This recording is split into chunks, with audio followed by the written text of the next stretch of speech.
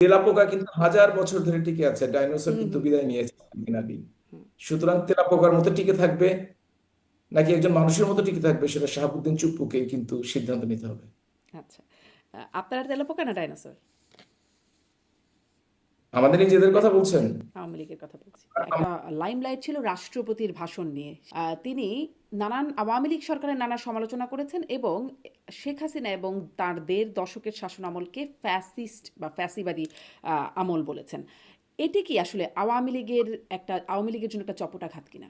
শাহাবুদ্দিন চুপ্পু আমাদের সেই রাষ্ট্রপতিকে দেখে মনে হয়েছে তিনি সত্যিকার অর্থেই দলীয় রাষ্ট্রপতি।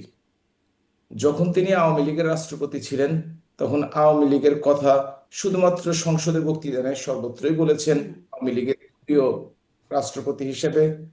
পরবর্তীকালে তত্ত্বাবধায়ক ঠিক না, অন্তর্বর্তীকালীন সময়ে তিনি চেষ্টা করেছেন তাদের সাথে মিশে যেতে, কিন্তু তৎকালীন ওই জামাতে ইসলাম ছাত্ররা তাদেরকে বাধা দেওয়ার কারণে তিনি সেই সুযোগটি পাননি। হয়তো মনে মনে দুঃখ পেয়েছেন যে এইখানে হয়তো বা তার মশাবিটা কাজে লাগেনি।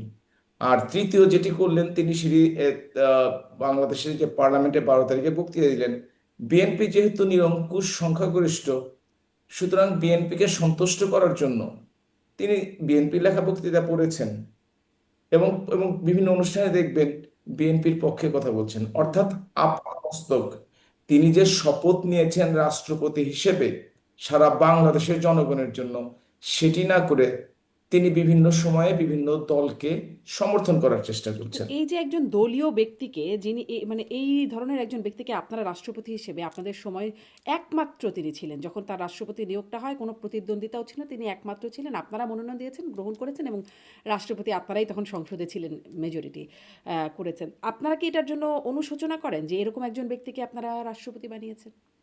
বিএনপির সময় প্রফেসর বদরুদ্দোজা চৌধুরী, তাকে কিন্তু দলের পক্ষ থেকে রাষ্ট্রপতি নির্বাচিত করা হয়েছিল, হুম। কিন্তু দলের পক্ষ থেকে রাষ্ট্রপতি তৎকালীন প্রয়াত জিয়াউর রহমানের কবরে শ্রদ্ধা জানাতে না যাওয়ার কারণে তাকে কিন্তু হেনস্থা হয়ে রেল লাইনের উপর দিয়ে দৌড়ে পালিয়ে কিন্তু কোনোভাবে জীবন রক্ষা করতে হয় এবং রাষ্ট্রপতি হিসেবে টিকে থাকতে পারেনি। দলের যেহেতু পারপাস সার্ভ করাটা কি চক্ষু লজ্জাহীনভাবে সার্ভ করেন, যেমনটা এখন দেখা যাচ্ছে? মানে ধরেন এর আগে আপনাদের জাস্ট ইমিডিয়েট আগের কথা যদি বলি, রাষ্ট্রপতি আব্দুল হামিদ ছিলেন। তার যে সেই সময়ের একটা গ্রহণযোগ্যতার ব্যাপারে শুনতাম যে তিনি মানে অন্যান্য দলগুলোকে যখন ডাকেন, তারা যেভাবে রেসপন্স করতেন, মানে তখন তার ব্যাপারে যেই একটা ধারণা ছিল বা গ্রহণযোগ্যতা ছিল, সেটি কি আপনাদের সবশেষ নিয়োগের ক্ষেত্রে ছিল? পার্থক্য ছিল, অবশ্যই পার্থক্য ছিল, কোনো সন্দেহ নেই। এবং নিয়োগটি সঠিক হয়েছে কিনা অবশ্যই আমাদের বিবেচনা করে দেখতে হবে। এটা কি আপনি বিবেচনা করেছেন বা এখন করেন যে কি বিবেচনায় তাকে নিয়োগ দেওয়া হয়েছিল? আপনাদের দলে অনেক বড়, বড় মানুষ ছিলেন, গুরুত্বপূর্ণ মানুষ ছিলেন, যোগ্য মানুষ ছিলেন।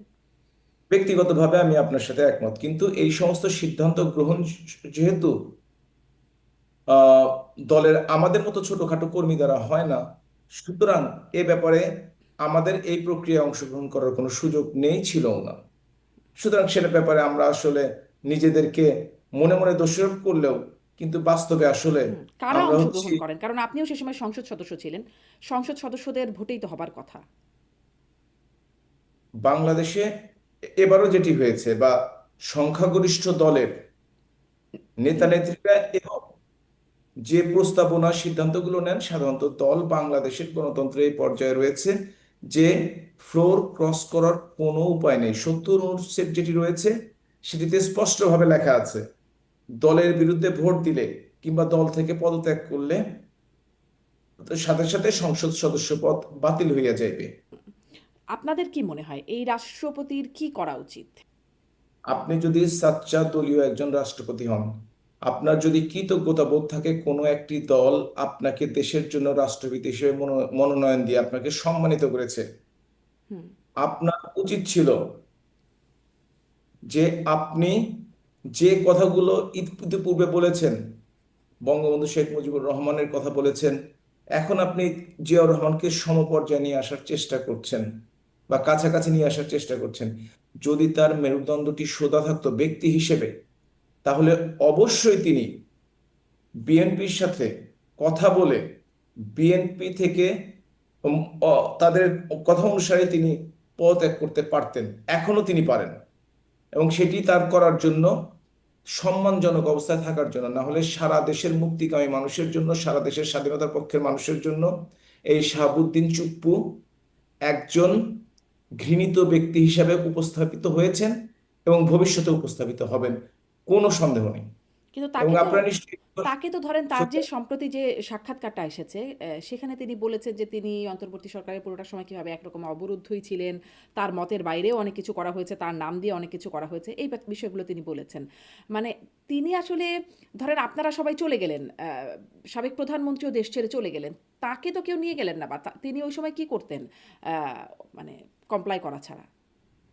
বড় মাঝারি ধরনের সদুয়েক নেতা, আর এই বর্তমানে খুঁজলেও 2000 লোক বাংলাদেশের বাইরে পাওয়া যাবে না। কোটি কোটি কর্মী সমর্থক, কোটি কোটি নেতা, কোটি কোটি সংসদ, শত শত সংসদ সদস্য এবং জেলা পর্যায়ের উপজেলা পর্যায়ের নেতারা বাংলাদেশে আছেন, তারা পালায়নি। মাত্র কয়েকজন পালিয়েছে দেশ থেকে। অবশ্যই তাকে বাস্তবতা মেনে কাজ করতে হবে, কিন্তু যখন তিনি বুঝতে পারলেন আমাদের সেই ফ্যাসিস্ট ইউনূস সরকারের বিদায় হয়েছে, তখন তার উচিত ছিল পদত্যাগ করা। তিনি যখন স্বাধীনভাবে ইন্টারভিউ দিতে পারেন আর স্বাধীনভাবে মনের কথা বলতে পারবেন না, তা তো হয় না। এবং এই যে কয়দিন আগে তিনি বক্তৃতা দিয়ে স্বাধীনতার ঘোষক কিংবা বাংলাদেশ জিন্দাবাদ জয় বাংলা, একজন মানুষ কিভাবে, তার মতো মানুষ যাকে বাংলাদেশের সর্বোচ্চ সাংবিধানিক পদে আসীন করা হয়েছে, তার মতো মানুষ কিভাবে নিজের বিবেক বিবর্জিত করে কিভাবে এভাবে যায়? হয়তো তাকে স্বীকার করতে হবে সারা জীবন ছাত্রলীগ করা, যুবলীগ করা, আওয়ামী লীগ করা তার ভুল ছিল, তিনি এখন তার ভুল বুঝতে পেরেছেন। অথবা যে আদর্শকে ধারণ করে যিনি রাষ্ট্রপতি নিয়োগ করেছেন, সেই আদর্শকে তাকে আজীবন ধরে রাখতে হবে। জাতীয়তাবাদী দলের মহাসচিব মির্জা ফখরুল ইসলাম আলমগীর বলেছেন, আমাদের দলেও 2-3 জন লোক আছে যারা রাষ্ট্রপতি হওয়ার যোগ্য, কিন্তু রাষ্ট্রপতির মেয়াদ তো আরো আছে। সুতরাং এই নিয়ে আমরা এখন কেন আলোচনা করছি? এর অর্থটি কি সেটা আমিও বুঝি, আপনিও বোঝেন। অর্থটি হচ্ছে যে রাষ্ট্রপতিকে দিয়ে, যেহেতু আওয়ামী লীগ মনোনীত রাষ্ট্রপতি, নির্বাচিত বলতে পারেন, আওয়ামী লীগ দ্বারা নির্বাচিত রাষ্ট্রপতি, তাকে দিয়ে আওয়ামী লীগের বিরুদ্ধে যতটুকু ব্যবহার করা সম্ভব হয়, তাতে বিএনপি এবং স্বাধীনতা বিরোধী অন্যান্য শক্তি তত লাভবান হবে। হয়তো তারা টেকনিকটি নিয়েছে এবং নিজের ব্যক্তিগত স্বার্থের কথা চিন্তা করে, সুযোগ সুবিধার কথা চিন্তা করে, শপথ ভুলে যে এই শাহাবুদ্দিন চুপ্পু সেই আহ প্রস্তাব হয়তো লুফে নিয়েছেন। আপনাদের তার মতো যতটুকু শাসনামল পাওয়া গেছে ওই সময় আমার টিকেছিলেন, ধারণা অন্তর্বর্তীকালীন সরকারে টিকেছিলেন, এখনো পর্যন্ত টিকেই আছেন। মানে টিকিয়ে থাকাই চরম সার্থকতা, সেটার একটা প্রমাণ মনে হয় তিনি দিচ্ছেন। জি। তেলাপোকা কিন্তু 1000 বছর ধরে টিকে আছে, ডাইনোসর হুম কিন্তু হুম বিদায় নিয়েছে কিছুদিন আগেই। হুম। সুতরাং তেলাপোকার মতো টিকে থাকবে নাকি একজন মানুষের মতো টিকে থাকবে, সেটা শাহাবুদ্দিন চুপ্পুকেই কিন্তু সিদ্ধান্ত নিতে হবে। আচ্ছা, আপনারা তেলাপোকা না ডাইনোসর? আমাদের নিজেদের কথা বলছেন, আওয়ামী লীগের কথা বলছি। আমরা কৌশলী এবং আমরা ফিরে আসবো। আমরা নীতির সাথে কখনো নীতি বিসর্জন দিয়ে কখনো কিছু নেই। তখন আওয়ামী লীগ করতাম, এখন আওয়ামী লীগ করি, সারা